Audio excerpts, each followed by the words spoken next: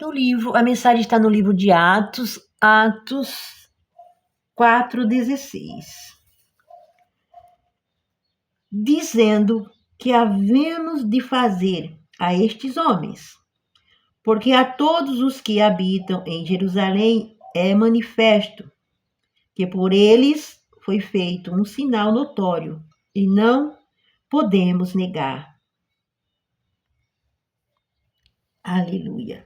Mas para que não se divulgue mais entre o povo, ameaçamo-los, para que não falem mais nesse nome, homem algum. E chamando-os, dizendo-lhes que absolutamente não falassem, nem ensinassem no nome de Jesus. Respondendo, porém, Pedro e João lhe disseram: julgai-vos, se é justo diante de Deus ouvir-nos antes a vós do que a Deus. Porque não podemos deixar de falar o que temos visto e ouvido. Mas eles ainda os ameaçaram. Não achando motivo para os castigar, deixaram-nos ir por causa do povo, porque todos glorificavam a Deus pelo que acontecera. Pois tinha mais de 40 anos o homem em quem operara aquele milagre de saúde. E solto eles foram para os seus e contaram tudo o que lhe disseram os principais dos sacerdotes e anciões. E ouvindo eles isto, unânimes levantaram a voz a Deus e disseram: Senhor, tu és o Deus que fizeste o céu e a terra e o mar e tudo o que neles há. Que disseste pela boca de Davi, teu servo, porque bramaram a gente, os povos passaram coisas vãs. Levantaram-se os reis da terra e os príncipes ajuntaram uma contra o Senhor e contra o seu ungido, porque verdadeiramente contra o teu santo filho Jesus, que tu ungiste, se ajuntaram não só Herodes, mas Pôncio Pilatos, com os gentios e os povos de Israel. Aleluia! Para fazerem tudo o que tua mão e o teu conselho tinham anteriormente determinado que se havia de fazer. Agora, pois, ó Senhor, olha para as suas ameaças e conhece os teus servos, que falam com toda a ousadia a tua palavra. Ficando por aqui até o 29. Aleluia. Que falam com ousadia a tua palavra. Muitas das vezes o homem, o servo, trabalha para Deus e muitas das vezes os milagres não acontecem. Por que motivo? Porque muitas das vezes nós falamos, profetizamos e não temos o espírito de ousadia, temos o espírito de covardia. Porque Deus, ele fala: eu não entrego nada para soldado caído.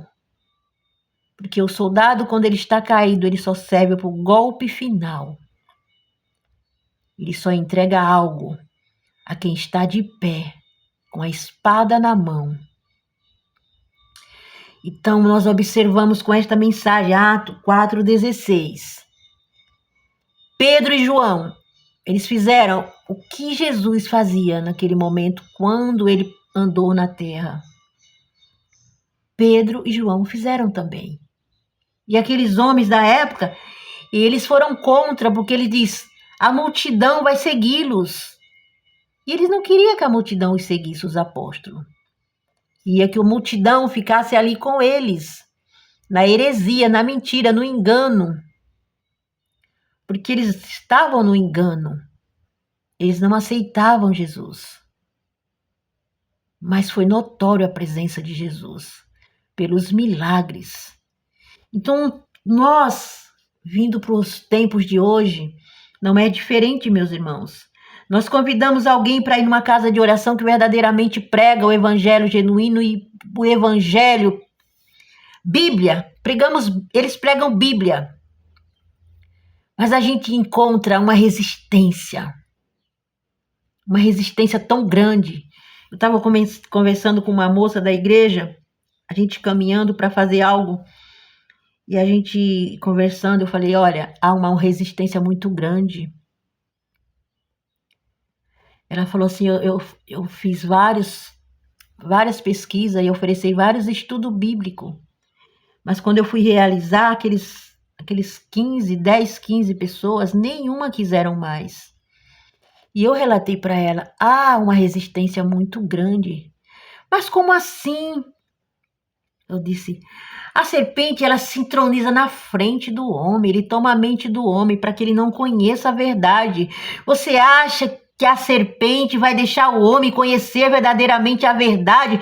Porque se conhecer a verdade, meu irmão, eles vão sair da Babilônia.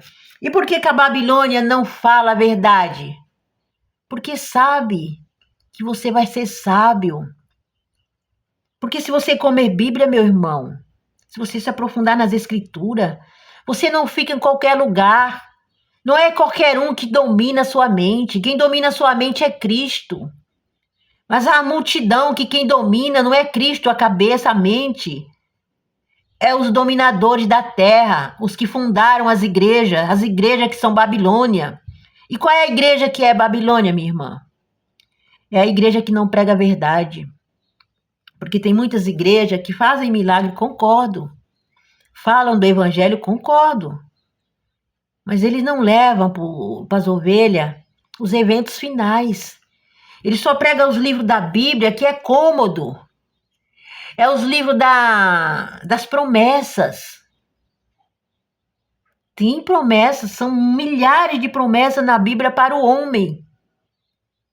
Mas também tem a parte de Daniel e Apocalipse, que muitos não gostam de se aprofundar, porque é difícil de compreender. Mas é difícil quando a gente põe uma barreira, porque a barreira está entre nós, e nós que colocamos a barreira em nossa frente. Essas pessoas que não quiseram o estudo, é porque colocaram uma barreira e se deixou levar pela barreira, o dominador deste século, que é o maligno.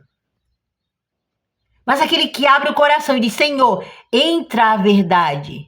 Se é a verdade que esta mulher quer mostrar na Bíblia, então que se cumpra. Mas ele não abre a boca, meu irmão, sabe por quê? Porque é cômodo.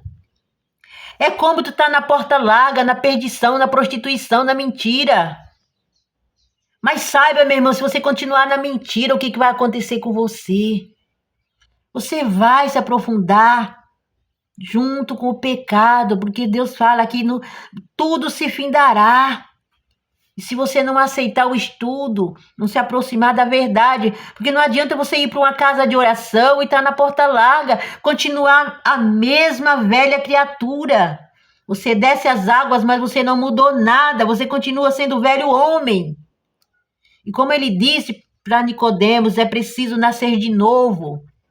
E nascer de novo é só através do batismo de todo o coração. Porque o batismo é para remissão dos pecados. É para remissão dos pecados. E muitos já desceram as águas, mas não mudaram um terço do que eram da velha criatura.